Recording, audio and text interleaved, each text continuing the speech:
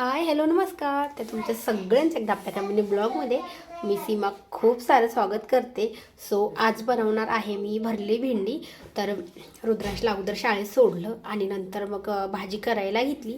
तर मी आत्ता दोन प्रकारची भेंडी बनवली होती. एक तर छोटाले काप करून ती वेगळी, आणि ही भरलेली भेंडी ही मला आवडती आणि ह्यांना आवडत नाही, आणि छोटाली कट केलेली ती ह्यांच्यासाठी बनवलेली आहे.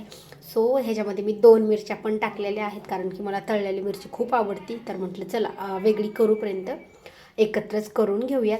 तर बघू शकता भेंडीची भाजी इतकी टेस्टी झालेली आहे. आणि ह्याच्यामध्ये काय काय मसाला वगैरे टाकला आहे, तर त्याच्यासाठी जो मोठा व्हिडिओ आहे मसाला भेंडीचा, तर तो नक्की जाऊन बघा. त्याच्यामध्ये मी पूर्ण डिटेलमध्ये भेंडीची भाजी कशी बनवायची मी त्याच्यामध्ये दोन्ही पण भाज्या केलेल्या आहेत.